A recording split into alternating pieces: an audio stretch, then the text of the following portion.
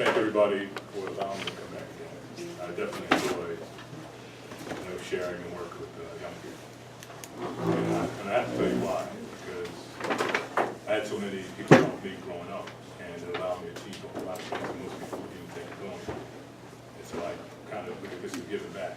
If I can save you some stumbles and falls along the way, hopefully.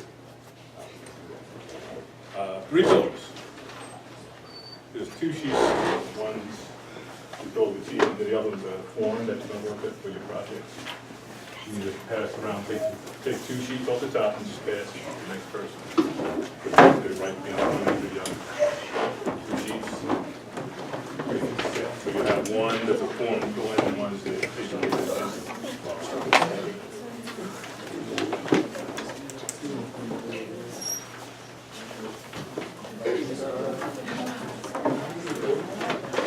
So that you know, while that's being done, everything that I do, or attempt to do, is based on universal laws, and I'll explain what that is. I was probably 6 years old when I discovered I was interested in metaphysics. That's kind of the study of existence. And I didn't know it was called metaphysics, but eventually I got into philosophy and religion and all that kind of stuff, and figured it out, that that's what it was. And then, of course, applying these universal laws and principles, it allowed me to achieve a lot of things in a very short period of time, at a young age, that most people would not have done. So, I'm here to share. Actually, when I was 17 years old, I started a business and was very successful in a couple of years. And I always wondered why we were so successful. And because we're following certain rules, why is it that we're not teaching these rules or universal laws to everyone at the youngest possible age? If somebody tells you this is the rule or formula for success, you can use it at any age. Why don't we just teach it when they're born? And that way everybody has that opportunity regardless. Well, from 17 to now, that's kind of been my thing, to get to that point where I can actually do that. So I do work with children as young as 3 years old. And I've been for about 20 years now at the Woodbury Telephone Center. And I've let some of them grow up. So the age limit for me is pretty much around 35, 37 years old, that, young adults that I mentor and so forth. And the numbers in the hundreds of years. I don't know, some of you might know Prescott Productions, just Cable Anderson. He's probably one of the most successful celebrity videographers in the Delaware Valley. Jasmine Taylor, celebrity reporter. There's a few others. Some of my friends that were doing the Notes of Hope. Anybody go to the Notes of Hope concert on Friday?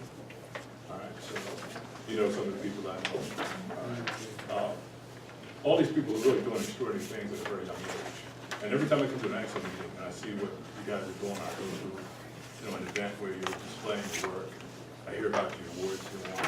I always say like the golden opportunity to really kind of give you that leg up and that extra push to really help you see to the point of extraordinary. That's kind of what it is. To me, it's not enough to just have a career. Career goals are good, educational goals are strong, but to me what's more important than that is to have a goal that really takes your character to a higher level, to the kind of person you are. So when I ask young people what they want to be in life, I really change the question and say, what kind of person do you want to be when you grow up, as opposed to the career or job. And I say that because, quite frankly, as an entrepreneur, I had a chance to work with a lot of people. And it was the good people that I was able to be successful with. Didn't matter how much experience they had or their level of intellect. If they were not good people, if we did not share the same morals, values, and ethics, probably didn't work. So now I'm passing it on. If you're good people, guess what? People, older adults, seniors, people in power have influence. If you show the drive and you have the character qualities needed, they're going to open doors for you, because that's exactly what happened with me. Now, believe me, I had my pulls and temptations and things like that at an early age. I was in the entertainment industry, and it was loaded up with kinds of stuff like that. And I had to get out of it. It took me a while to get out. But I did get out, and I was able to do the kind of things that got me aware of. So the first thing I'm going to do in a sheet that says 3 pillars, and it says at the top, I am principle. Now, here's what I want you to do if you have something to write down. Take a lot of notes. But I don't want you to write notes about what I say. I want you to take notes of the thoughts and questions that pop in your mind. This always happens, no one can avoid it. Write down the thoughts and ideas and questions that pop in your mind, not what I say. Because what I'm going to say in things is going to spur all kinds of things in your head. Take note of those things, because the mind is a miraculous tool. It has a way of grabbing pieces of things and filling in the gap. And that's what you want. Every time I went out to an event or seminar, or presentation, or lecture, at the time I would put a portable recorder on to record the presentation, and I would just watch this thing. And every time it showed up, boom, boom, boom, I'd write something down, whatever the idea was, whatever the question was, whatever, those kind of things. And I think it was at Wharton, I was there for a small business series a long time ago. And I did that, and at the end of the series, the lecturer was asking questions of the audience, and I was answering all the questions. They got me my biggest client, 10 years, $150,000 budget, annual budget. And then that took me to Johnson Controls, where I was working with a $2.5 million company, and saved them $500,000. But it was that ability to grab the information that was coming through me and put it on paper, and then start to expand upon it, because the mind does that. There's a miraculous way of just taking pieces of information and start to expand it until it finds an answer to make connections, relationships. All right. The iron principle is, well, let me ask, what do you think I mean by iron principle? Wild guess. Number 1 rule is golden rule. Golden rule, that's what you think, okay. Anybody else? What does I am mean?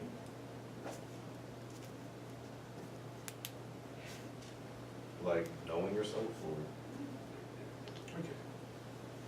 Sophia again. God. Good. Moses went to the bush. Said to God, the children of Israel want to know what your name is, and he said, what? I am. The I am principle is based on just that. That the word I am is speaking God's name. And we use it casually every day. The idea of the principle is to understand that there's power in that word. The most powerful word in our vocabulary is I am. If you say, I'm sick, what happens? you'll be sick. Right. How many of you have been in a situation where you weren't doing so well in something, but you made the determination you were going to succeed? You said, I'm going to do this. How many of you have been in that situation where you said, you're going to do it? When you say I am, it is the acceptance of the condition that you have claimed.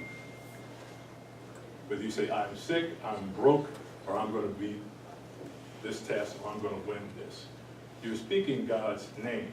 Now, in Scripture it goes like this, thou shalt not use my name in vain. What do you think that means? If I am is God's name, what does that mean? You can't use like I am, like saying something that's wrong or bad. Bingo. And we do it all the time. Thou shalt not use my name in vain. His name is I. And we all say things like, I'm sick. Well, I just put God power behind something. I'm broken. I'm stuck. I'm failing. Do not use God's name in vain. Because you will, because it's a feeling of acceptance when you use that word. That acceptance takes hold. Now remember that.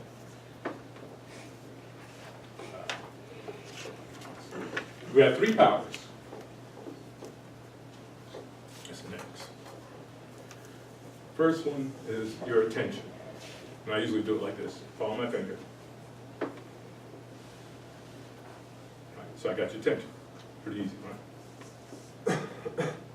You know how powerful your attention is. It is a power. Now you may not have been taught that before, but your attention is power. It's a power of concentration. If you're working on a test, a project, or whatever it is, and your attention's all over the place, how easy is it to accomplish that task? Not very easy, correct?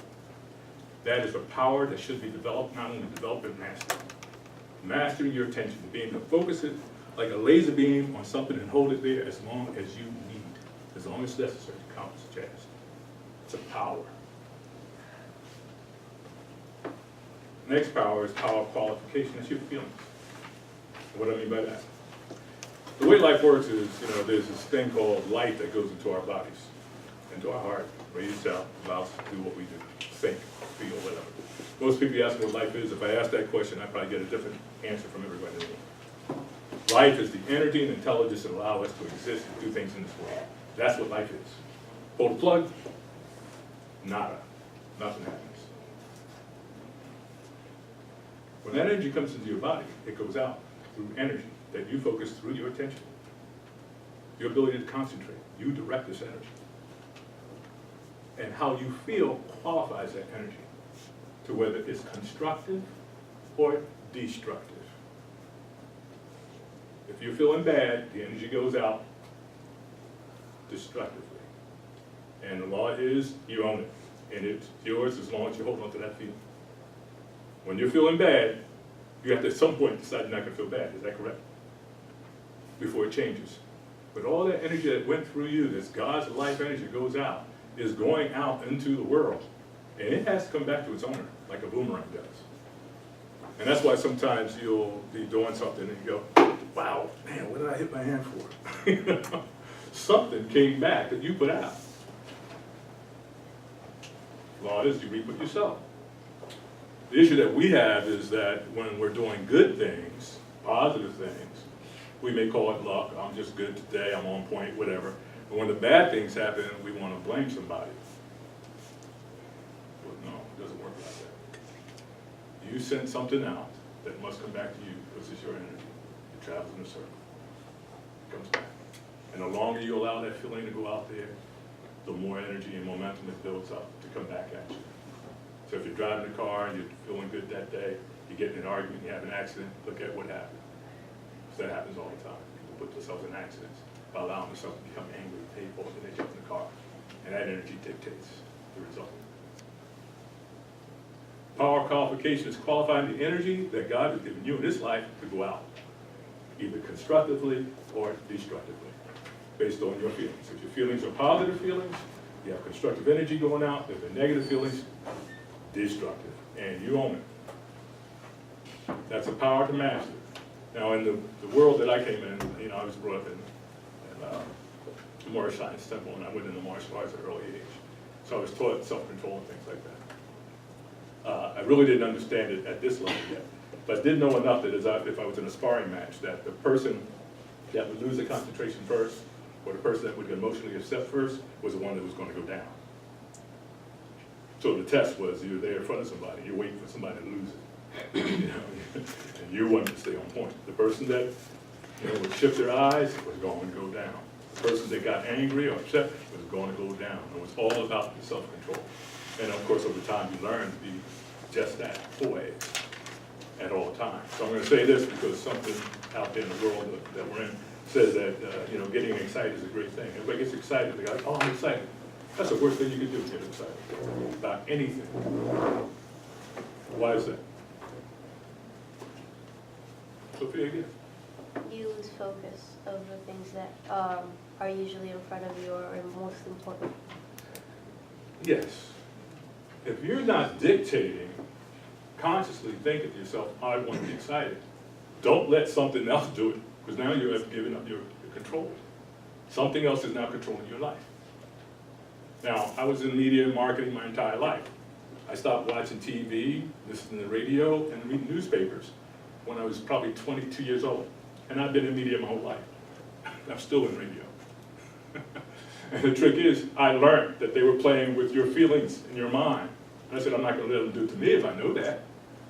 I could be in the industry, but I'm not going to buy into that. Everybody in this room has something that they're wearing in their pocket that was bought or purchased by someone through the power of suggestion. They call it space repetition.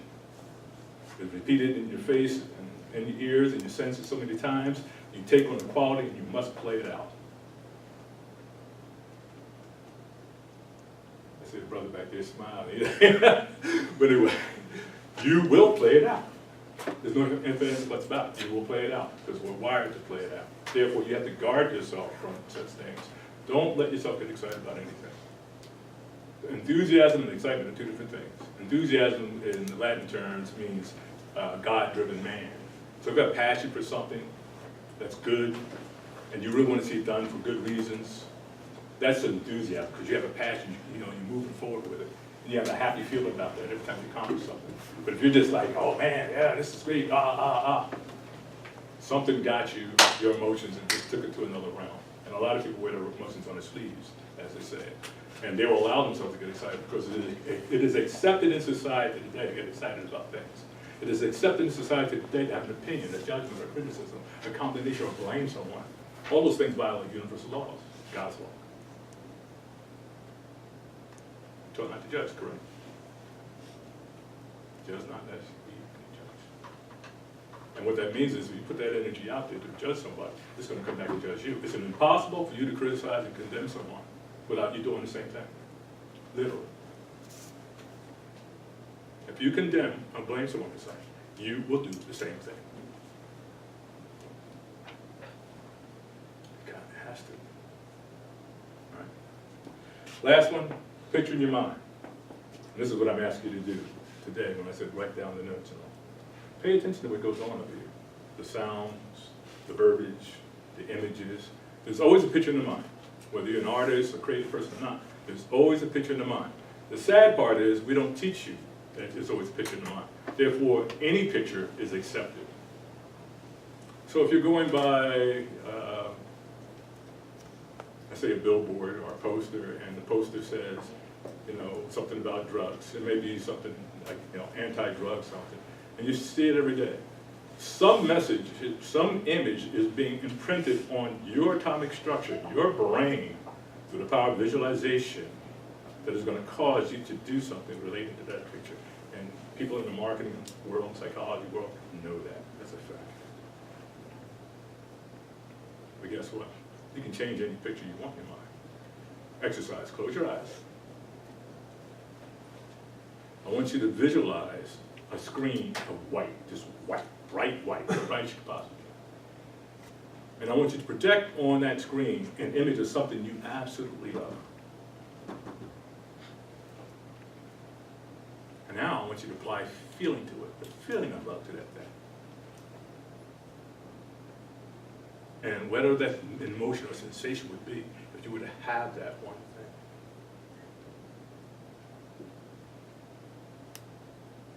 thing. Okay, open your eyes. Somebody talk to me about what you just did. Come on. I'm challenging you. Just talk. Go ahead. So I basically envisioned like a humongous aquarium, and I was able to go swim around and basically have as much fun as I wanted. And then at the same time, I had a bunch of like RC cars, like basically running around it, and then it being like a bright light feeling going around it at the same time. Good.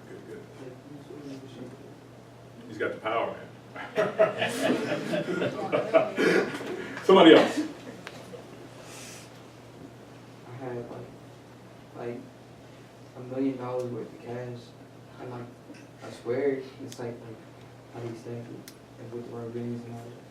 And then you said like visualize how you like do that, so I started spending it on like stuff, and I bought like a house and a car, just stuff, and some food.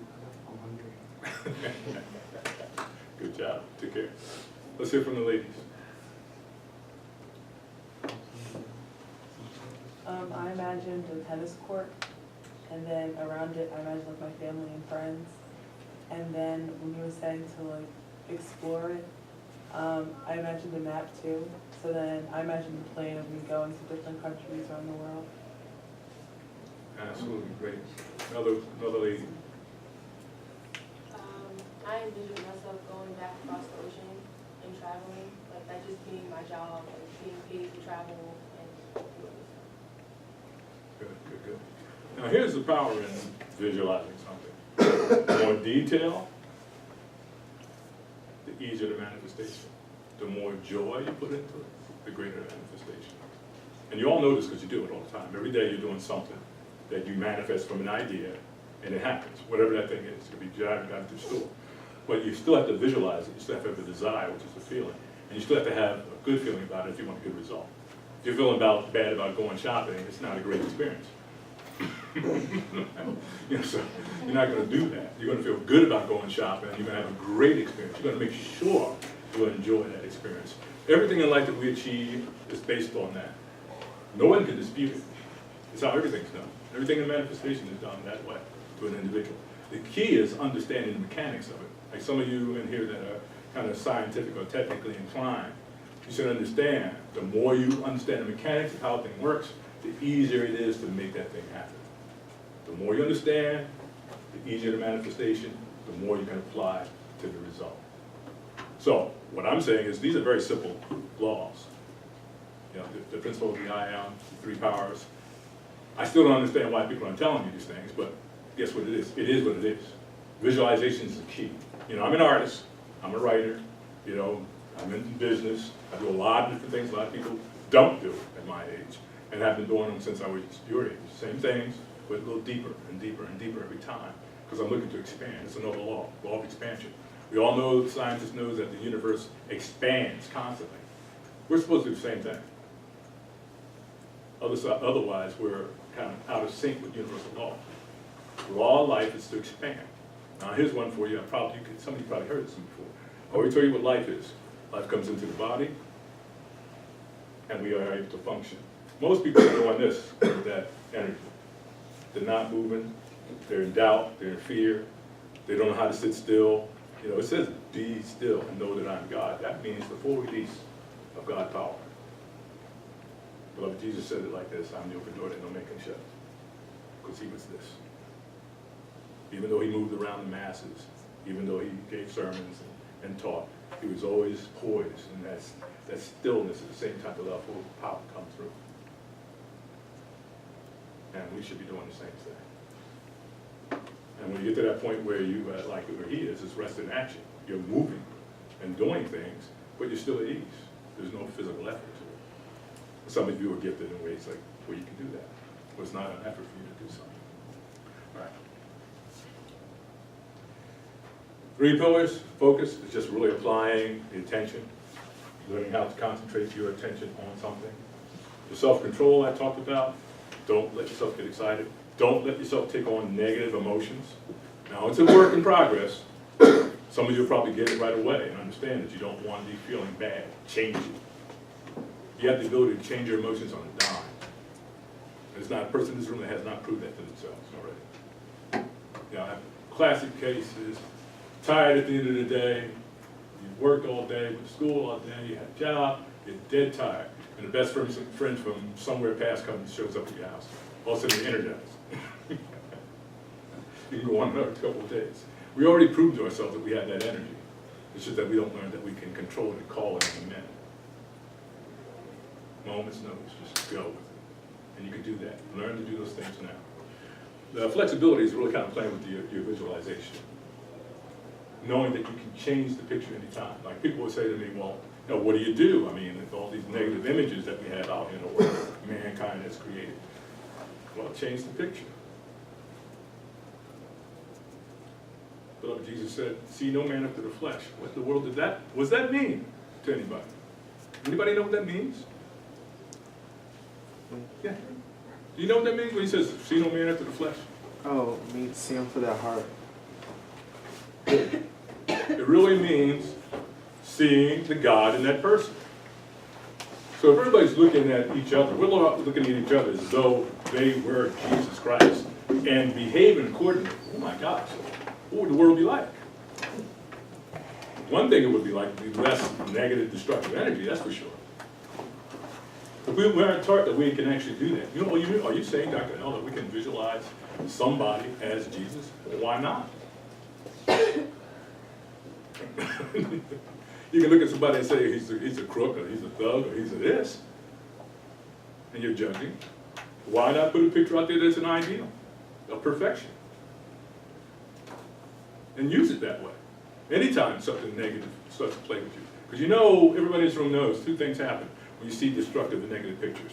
You ever get that feeling in your stomach? Like your gut. It's like, I don't have to deal with this today, you know. But it's there because your eyes picked up the vibration. And what they call your solar plexus is where your emotional body lies. That's your solar plexus that's doing that. It's picking up the destructive vibrations. If you don't clean it up or shift the energy, you're gonna continue to feel bad. How about the foot? You know, if something happens, it excites you, and you feel the thing in your foot jumps. You know, it's like you feel this feeling in your foot. Sympathetic nervous system. It sees, so your eye sees something that registers and throws off the foot, an impulse in the foot. Fear does strange things, can upset you, make you sick. All these things are playing with your body and your mind, and you can master them all.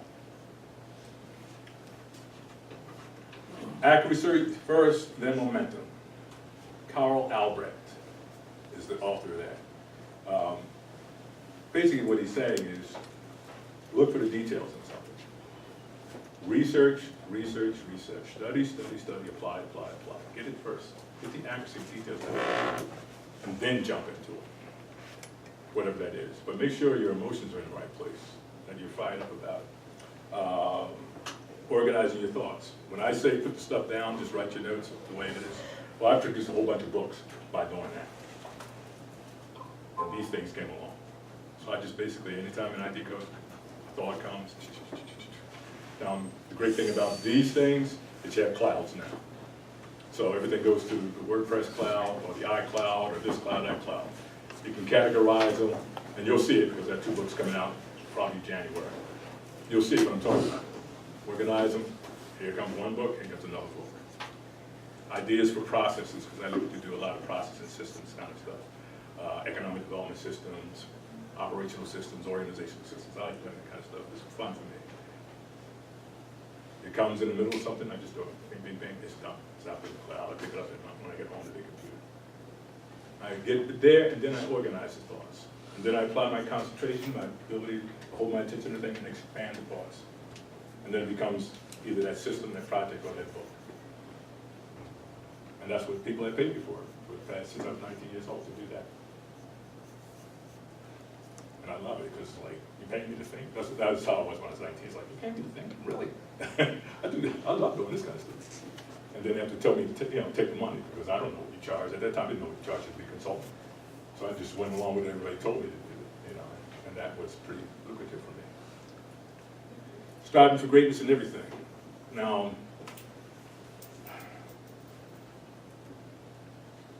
I was talking about it with a friend of mine today, because, well, let me ask you a question. How do you feel about this statement? If it feels good, do it. How many of you buy into that? Do what makes you feel good. Raise your hand if you buy into that. Okay. Quite a few people. I've been hearing this from young people for a long time, but it's kind of come down the ages. It feels good. Do what makes you feel good. Do what you love. Well, what that does is kind of eliminates anything that you've never even known existed before. If you're going to wait until it feels good, you may be missing out on major opportunities.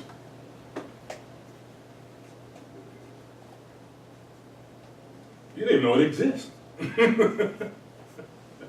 So I challenge a lot of young people. I said, well, if you're saying that, what about the things you aren't aware of?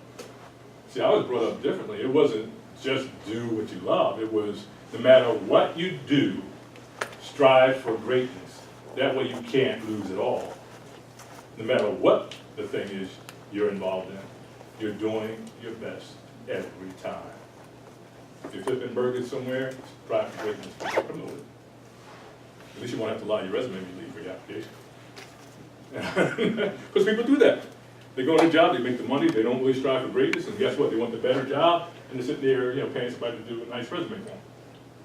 Instead of being able to say, look, this is my record, let it work for itself. I still don't carry business cards and brochures for myself, don't have to now. But even as long as I've been at this, I have not done it. I let my reputation speak for itself. And I figure if that's not good enough, then it's on me. People ask me, do you have a car? I said, no, I don't. If I'm that much value to you, you'll write my name down. If not, see you later. That's how I am. And you should be the same way. Know that you have the ethics, the morals, and values within you to strive for greatness no matter what you think, say, feel, or do. So that means you have to figure out what's a great feeling feel like. Probably feels like Moses when he split that water. You know, can you imagine what he was feeling like when I bought his party like that? Oh my gosh, can you imagine that? Try to. Because it'll give you a sense of the kind of feeling you should have when you're about to conquer something. He must have felt like a giant. You know, the boom, check this out, come on, everybody, let's go. Pillar of flame, comes down. You know, the Egyptians, what they're looking at that, you know, thinking, wow, this dude is tough. You know? And he moves on like it's nothing. Think about what those feelings are. Go into your mind, in your pictures in your mind, your history, and think about the greatness that has been achieved on this planet and what that would feel like as an individual, and try to duplicate that feeling in everything you do. All right? That's what striving for greatness is. Now, the second sheet we're jumping into, because you know I like to work. You have a project sheet. Everybody in here is working on some kind of project for AXA, correct? If not, make something up. First, I want you to write down your project, or proposed project, possible Do you have any project. extra? Do you have extra? Oh, extra? Yeah, there should be enough sheets around. Where are those forms, the sheets I handed out? Right here on the table here. Right here.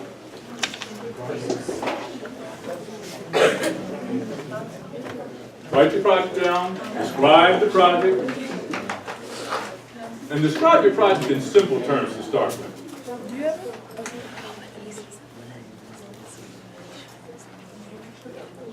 And before you go to that third part, stop. Put your pens down, I want to talk about it. It says state of purpose, I don't want you to go into that yet. Just do the project name, my project, and description of what it is. Then I see that your pens are down on the list.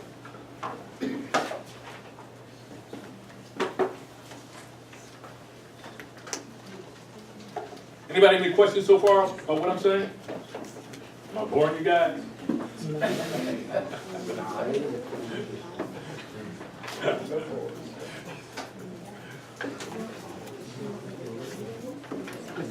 Yes. Oh, don't do that yet. Don't do the purpose part yet. No, it's cool.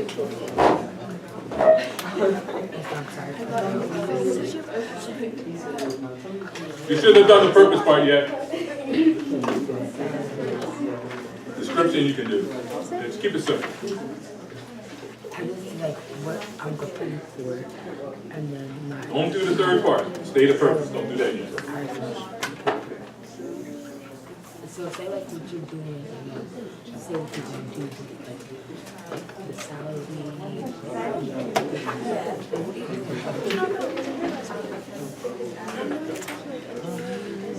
Yeah, like that. If you're doing a slideshow or like a poster or what. This is what you're doing about it, why you chose it.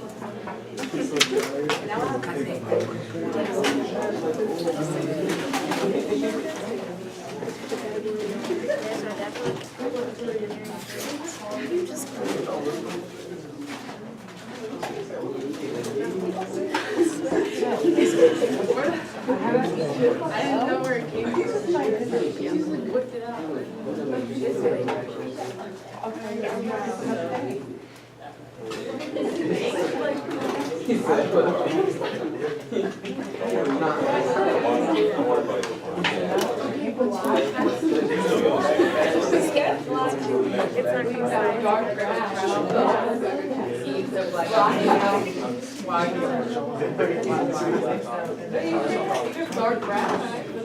Are we good? Who's not done? Raise your hand, you're not done.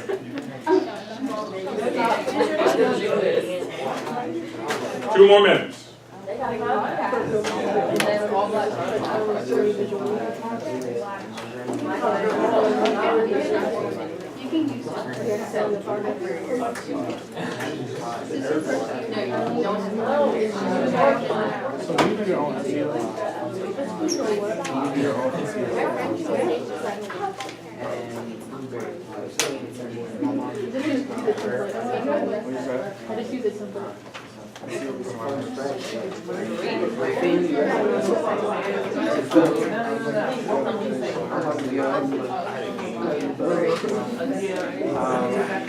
Search engine optimization.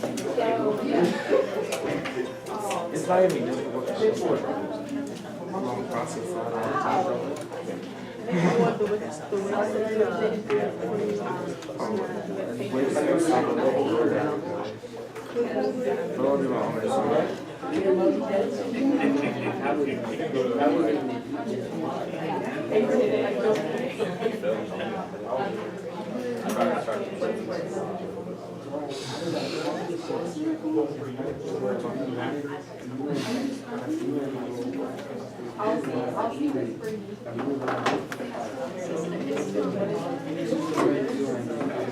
Raise your hand if you are not done.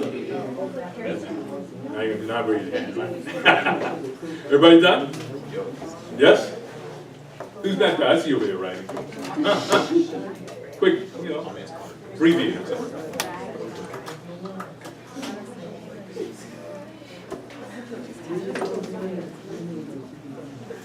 Here's where I need your attention again. The third part of this says, state a purpose, high ideal, profound reason for achieving success. The trick is this: Abraham Maslow, called the third force or something like that, was a psychologist that studied people that did great things. And what he said basically was that an individual who's inspired by a high ideal somehow takes on these superpowers. They're able to achieve great things. What I want you to do is think about something so compelling that you wouldn't even want to go to sleep at night as a high ideal, a purpose, a reason for accomplishing your project. My story is, I definitely am that person. Back in the day, I would go to bed Saturday night, wake up Sunday morning around 5, and not go back to sleep until Wednesday afternoon. That's how driven I was. And it was a ball. I had a ball. I was so driven. But at 19, I decided that I wanted to serve God in the greatest ways possible. That was my phrase. And I went to work. And from 19 years old, by 23 years, I worked for national companies, and I stayed in national companies throughout. As a consultant to Fortune 500s and national companies without attending college.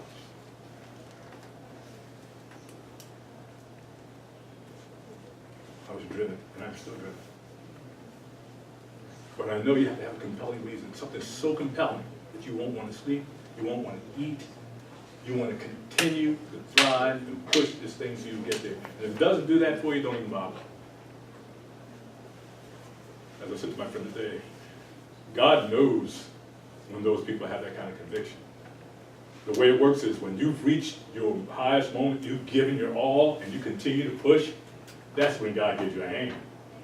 Not when you sit on the job. He wants to see you push for all of it. And when you get that point where you think, I know I can do this, one more, he goes, yeah, I got you. That's how it works. You have to give that effort, your greatest effort of all times, for God to want to give you a hand. He's always going to balance the scale for you, and you keep going like this. Right? Think about the compelling reason. Take 3 minutes to write it down, and then we're going to share. Go.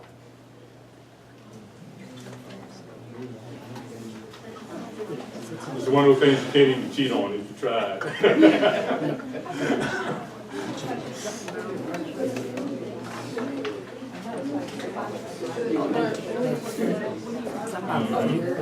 A reason, that's right, a compelling reason to be successful. That's right. Something that you make you not want to sleep, not want to eat.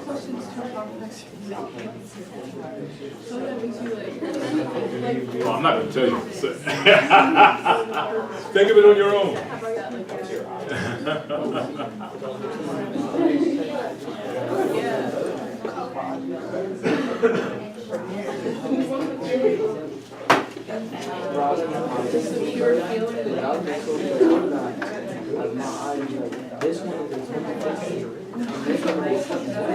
You're not doing it?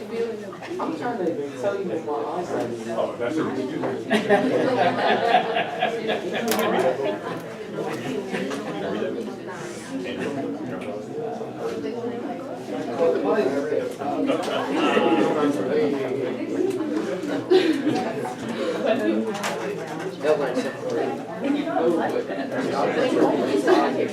I know. They like looking for 32 like 2020. 2100. 2050. Like, I was like, no. Bro, he said it's like I have to take blurriness. And why? Yeah. That was me. They told me I couldn't last night. I was like, really? What's I know. I haven't done the one. I didn't watch that. Yeah, it was so. I hate Gillette. I hate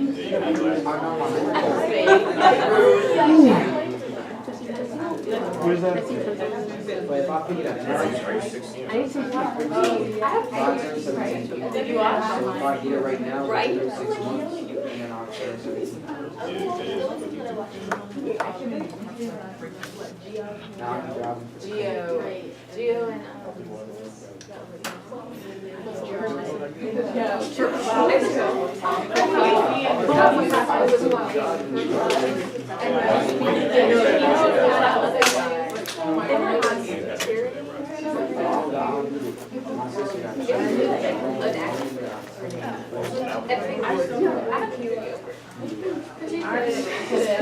This man was going like that. Okay, that's the only thing I No, you wasn't shooting. You wasn't. I'm sure now. Now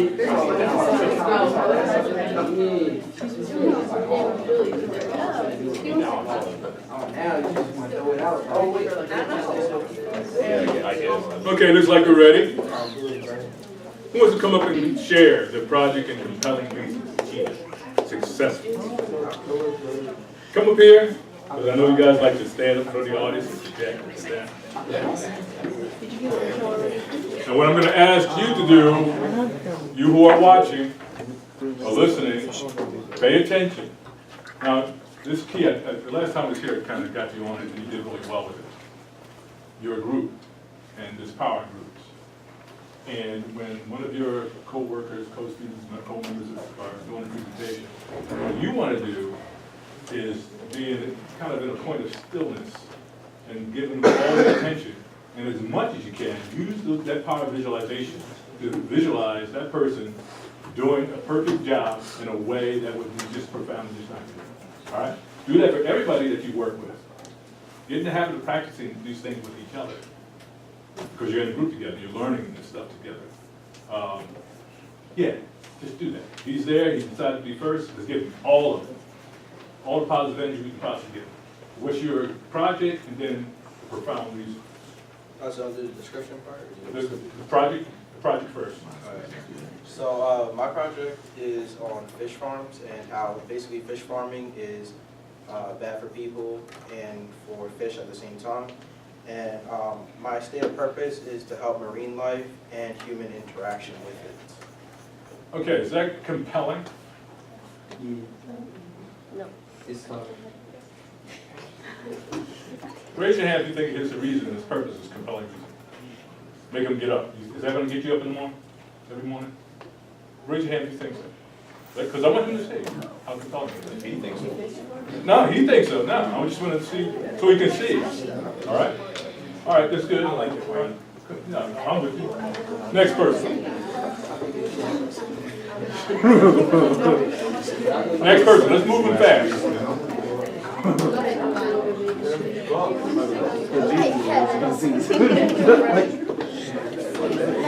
Okay, let's give all attention. Remember that attention thing. Learn how to master it. Self-control. So, I'm working on this, like, for entrepreneurship, they told me to, like, try to find something that you could turn into a business. So, my grandmother sells these pies, and then like really good, so I can turn it into like a business, and then like once I do college with the money from that, and that's like kind of And the compelling reason is just yeah to get money. to get the money to go through. get Oh yourself yeah, to put college. myself through college, not just Okay. but to get the money. All right, and that's gonna get you up and keep you up all night and make drive you, right? All right, all right. And who thinks that's compelling enough? It's reasonable. Okay, good. I like that. Next person, let's keep moving it fast. Come on. Come on, President. Mr. President.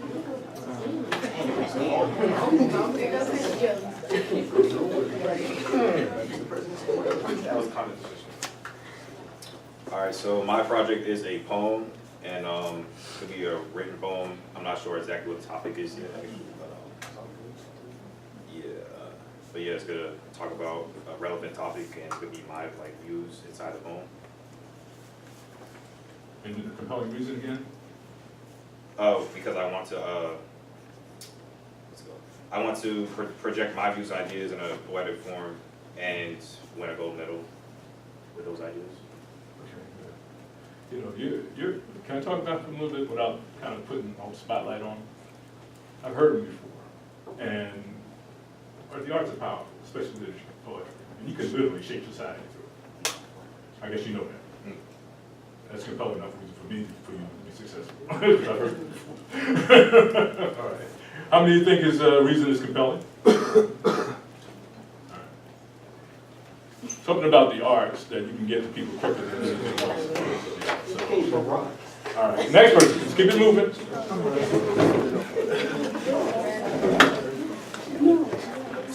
I must say, guys are impressing me because I did something last week with guys, they let me down.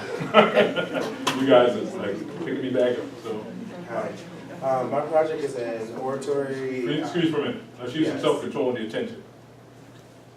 Go. Okay, my project is an oratory, original essay, and music, and the reason why I want to do this is because I want to help minorities not just have a mindset of minority, but to expand their mind to reach farther than people think a minority should.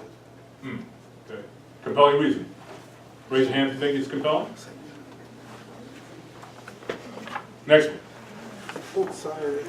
Let's get over the fears, the doubts, talking self-control, talking emotions, be conscious of what's going on, the stomach, the nervousness, all that kind of stuff. You're in a safe group.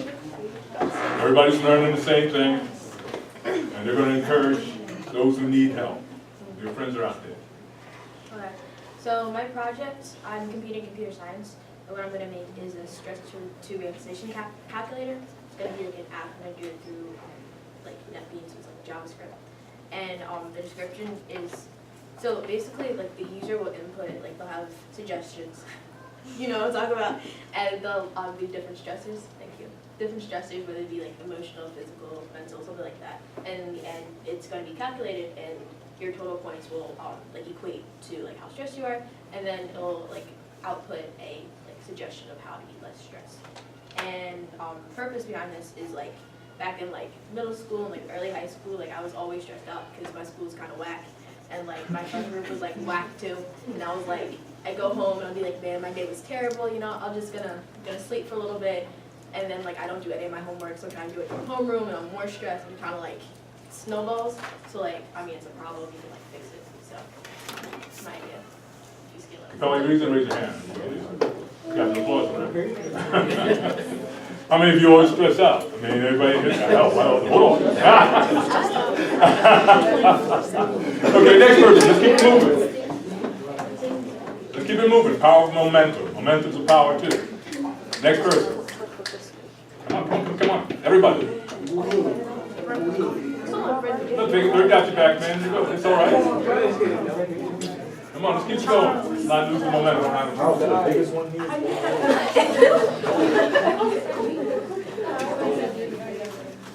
That's fine. No? You won. Leopard on leopard. Did you say I am tired? I am tired. Alright, you want me to do my project and the description, And then you said a purpose of the project? or The just purpose, like- yeah, something, a reason for doing the project and being successful. Okay, no. Alright, so I got two projects. One project is oratory, the other one is dramatics, but I'm gonna just explain oratory.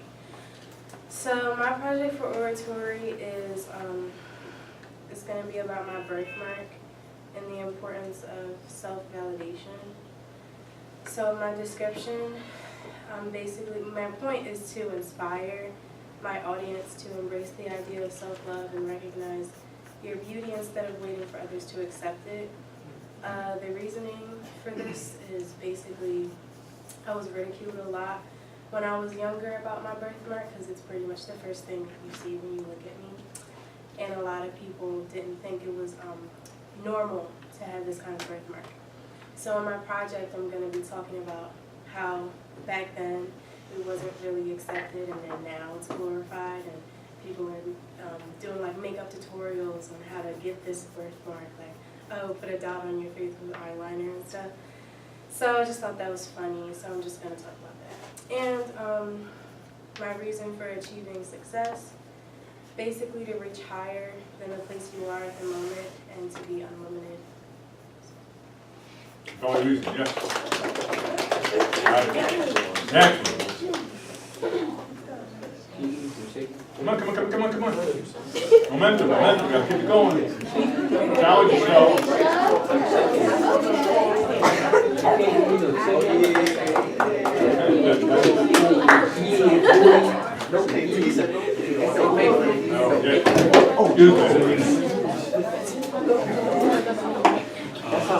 Attention.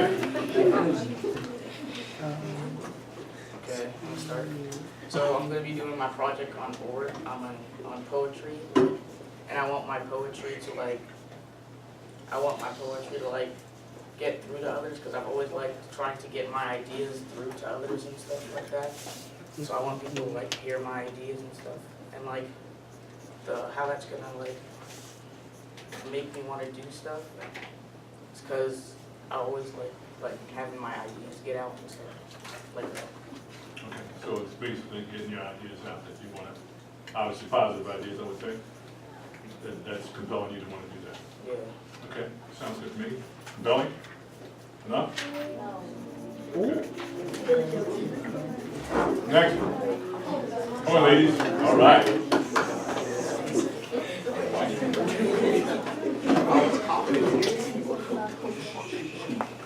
My name is Felicia. I'm doing a project in painting and dramatics. And my painting is going to be about cultural appropriation, because there are some people who think it's okay to take from other cultures. Like, for example, there was a man with dreads, and he was on a train, and this woman came up to him and said that he looked like a thug. And then there's this other woman who has dreads, she's white, and they're like, oh my gosh, that's so cool, wow, it's amazing. And I'm just like, doesn't make any sense, because she still left him up. But anyway, that's what my paint's going to be about. And I'm basically doing it so people can understand what's right, what's not right in society. That is tough.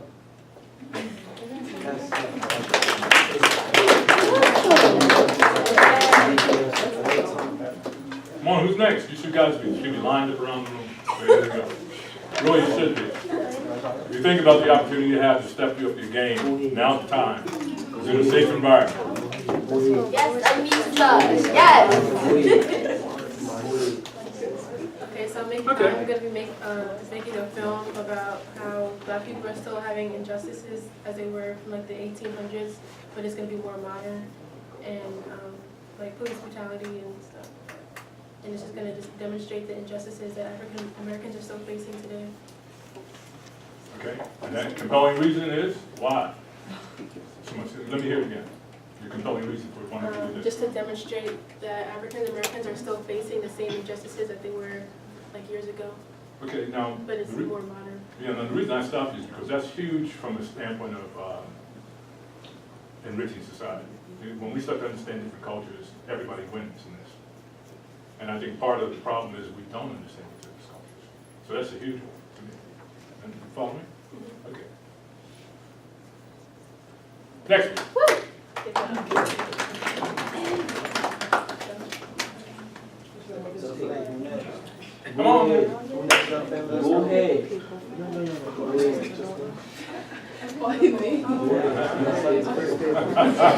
So that table over there, somebody pointing at there.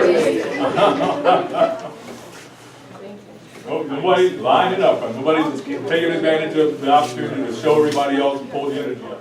Oh my God. Silence, please. Okay, so I'm doing two projects. One is in biology, another one's in original essay writing. For biology, I'm kind of doing biomechanics, and I'm talking about how tennis affects the human body and how it can help throughout the years we keep playing, and how it can keep your heart rate up and make sure to be healthy at the same time. And my original essay is about equality and how, like you said, African Americans still face hardships today. But mine's not just based off of like just one race, it's based off of different groups. So for example, a religious group like Muslims and women and Native Americans, Hispanics, on how they face all that during the time now. And my purpose for one is to have, for my biology one, is like an outlet athletic-wise, so you can still be healthy at the same time, take your stress out. And then for my original essays, to make sure that everybody knows that equality is needed, not just for one group, but for all. Good enough? We can keep it rolling, it'll be good, keep it moving. It'll help everybody else if we can do that. Good job, thank you.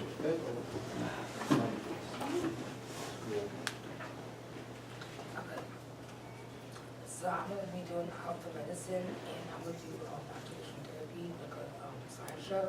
And I'm going to do it because a lot of kids are sick and they need help, and we do feel better and stuff like that.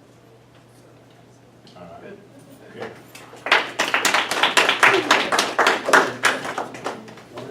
I know all of you want to go to it, don't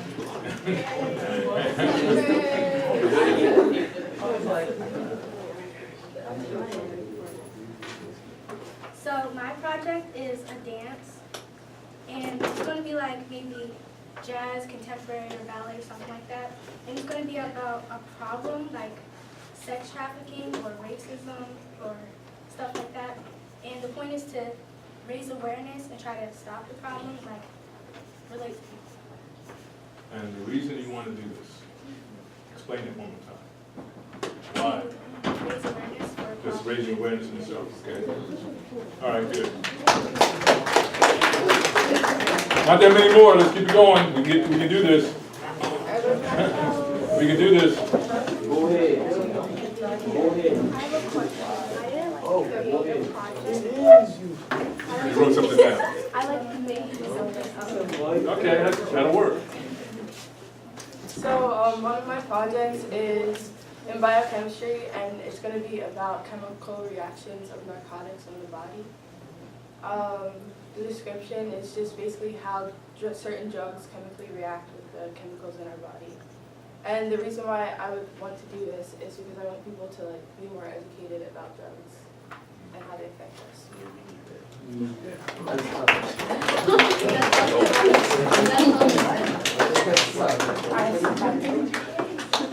Excuse me,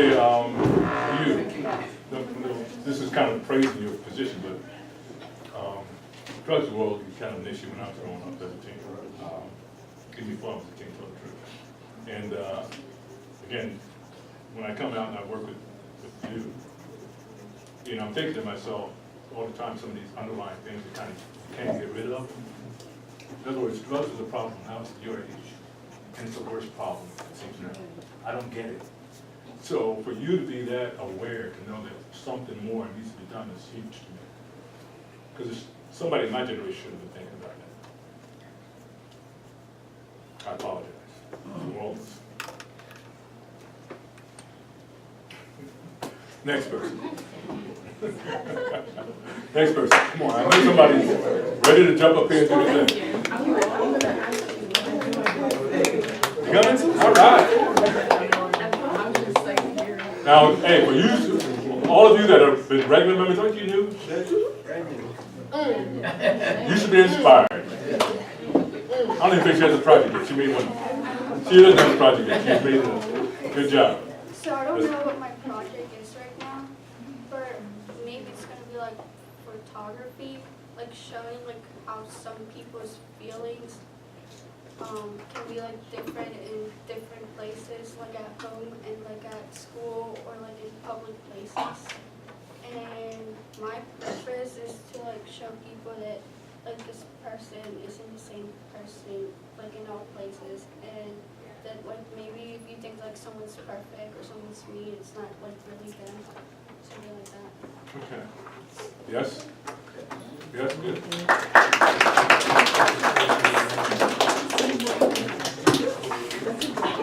It's a good group. Let's keep it going.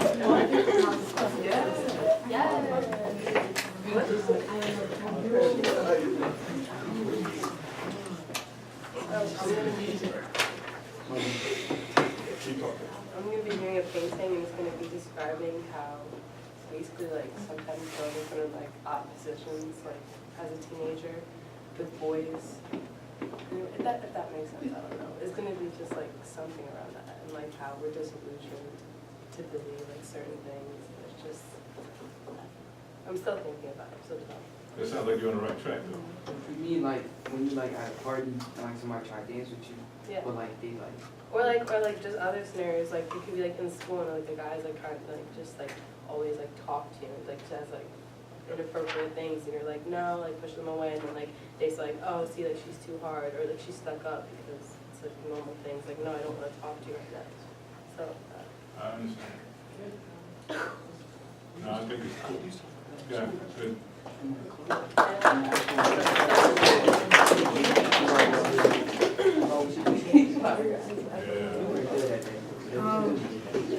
Attention, please.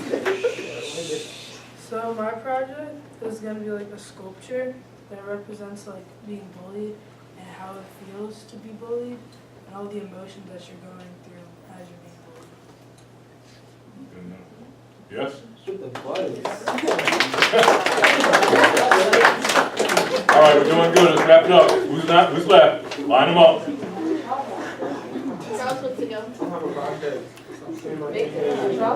Doesn't matter if you have a project. Let's wrap it up. She just made up the project.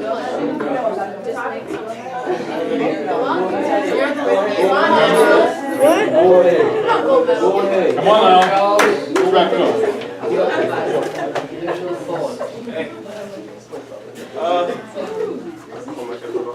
Yes, it's good. So I'm doing photography as a project, and for my project, I actually wanted to travel. So my dad travels and leaves the country for work, and I actually wanted to go over to Africa and take pictures of like the community over there, and how we see it, and then how it really is, because people tend to the people are stereotypical about different places, and it's really not like that. So that was my project, and I guess like the reason why I wanted to do it, because I feel like when people stereotype others, it kind of pulls people apart. So I wanted to kind of go with that. So yeah, that's my Can I just show you what I thought up in my head a few minutes ago? Okay. Oh, she's gonna, you want to? No, I said, no, I gotta go. Oh, you have to go? I agree with it. Okay, good. You can do the rest of the exercise. Okay, guys, settle down. Sophia decided to jump up here. She's not even an actual member. Let's see. I thought about this a few minutes ago. Hold on for a second.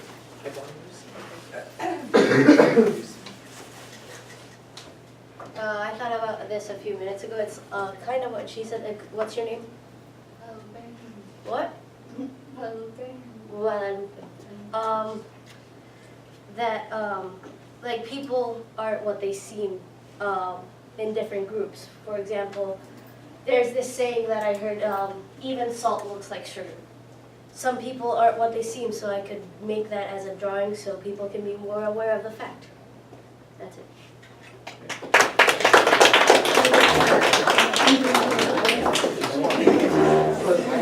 Next, who has not gone? Come on up.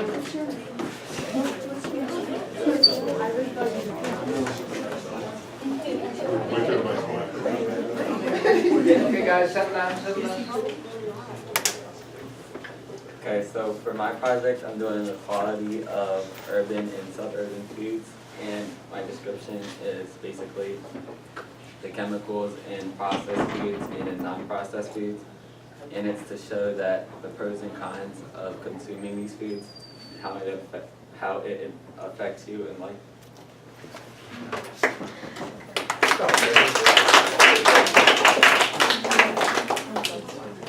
Who has not gone? I know there's some that have not gone.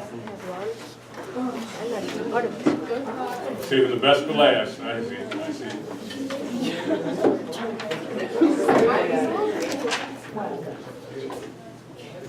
Alright, so my project, hello, my project is in health and medicine and photography. So I'm just gonna talk about health and medicine and about like brain and neurology.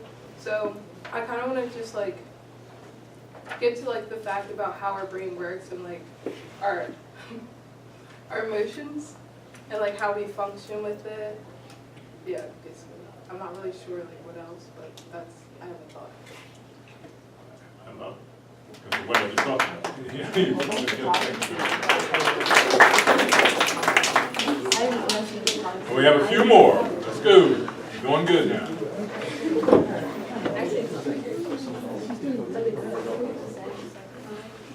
So my project is going to be type 2, one with engineering and another with business.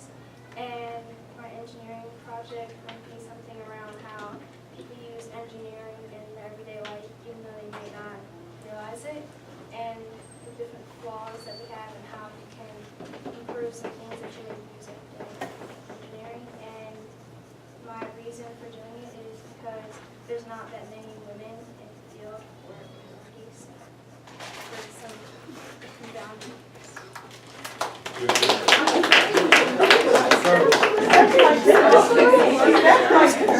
Okay, everybody there, that table's good. Anybody in your table? That's our first so, yeah. Send her up.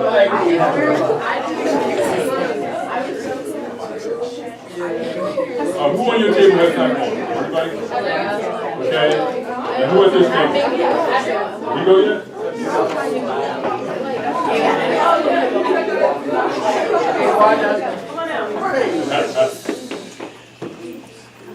So my project is going to be a short story, and it's going to be a story about someone that has depression, because I know a lot of people that have depression, like they feel alone. So if I write a story about someone that has depression, like maybe someone that has depression will read it or hear it, and they'll see that like other people have the same feelings as them, and they won't feel so alone.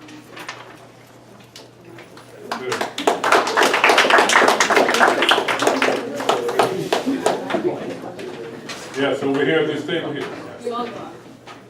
Coming up?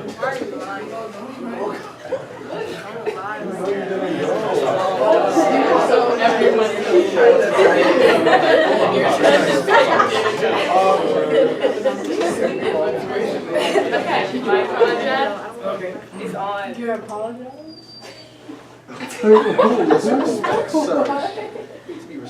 My project is on the effect of solitary confinement on prisoners, and like I did last year, but like I didn't go to the competition, and it was on like Cassandra. Charles. It makes them solitary confinement. They have like anxiety, and they often like kill themselves, and no one really cares about them. And then my purpose is to like raise awareness and speak up for those who can't speak up for themselves.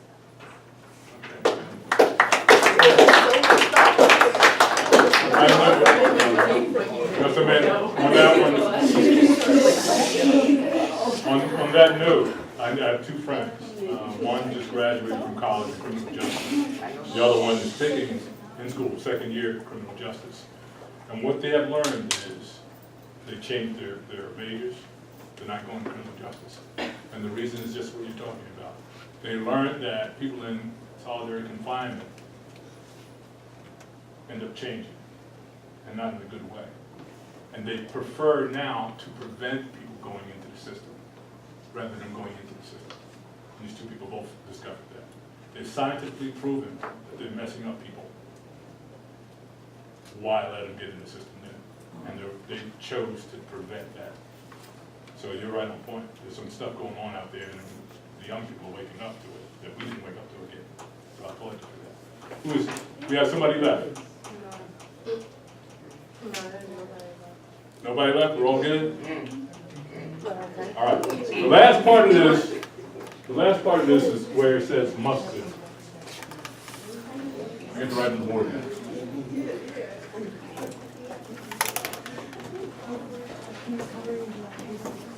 You don't have to do it now. But when you're working on a project, regardless of how big or small, what a lot of people end up doing is they don't really think the project through in their head. Planning, whether it be for yourself or a project or a business or whatever it is really a mental and emotional exercise. Because once you put the plan in motion, it never goes the way you plan. You always have to make adjustments as you go along. So what I've always end up doing to allow myself to build my capacity, my mental capacity, I always write down the steps, and then I go back and I look and go, well, guess what? This I must do. There's certain things you must do. You can't get around. Train yourself to look at your steps, your processes, and then pick the things that you know you absolutely positively must do. And then work on those things, but the rest of it happens after that. There's certain things you can't get over, you can't get around. Do the must-do task first. Separate it, because otherwise you're going to be floating around with a whole bunch of stuff, trying to figure it out. Isolate it down to the must-do. This I must do, this I must do, this I must do. And if you do that, you're done. You can elaborate there later on. Everybody get that? I'm not going to do the exercise now because we're done for the day. The only thing I can say to you is I hope that some of this stuff, I hope it makes sense to you. And I think the biggest thing I can leave you with is those words I am. Contemplate, think about it, what those words mean when you start to put that out there. And because it's your authority, your words going out, whatever you put out there, you're accepting it as a condition. And it must manifest in your life. Now, I'm not going to say you're going to walk on water or part it just because you started changing it. But you are starting to kind of reconfigure, if you will, the way you think and do things to your advantage, as opposed to just saying, yeah, I'm sick today. I was martial arts and dancer, 25 years of martial arts, 17 years of dance. And I combined them together. And I'm telling you, I impressed myself with things that I was able to do in those arts. Never thought I could do them before. You know, but it was driven in me that there were no limitations. And I think I did have an advantage because when I was brought up as a kid, I am a Moor, and brought up in Islam, and we were taught that you're a child of God, you can do anything God can do. And at 3, 4 years old, 5 years old, 6 years old, you start to think it's real. I didn't know any difference, you know. So when I got in trouble, you know, personally, you know, those days of stress and out, if you want to call it, depression, I always went to God and I always got answers. And then finally at 19, I said, you know what, I had enough of this. I'm giving it all to God. And that became my compelling reason to do things. I don't want to do anything unless I'm honoring God with it. And at this stage of the game, with all I've done, the best thing I can feel I can do, the greatest thing I can do, is give it to you guys. That's me. All right. So if you know me personally, call me anytime, text me anytime. I'm yours, and some of the adults know. If somebody says this is a client who's going to pay you whatever you would charge an hour versus this kid that's not going to pay you anything, I'm going to be the kid. Hands down. Just what I am. All right? So thank you very much. Hope I see you again.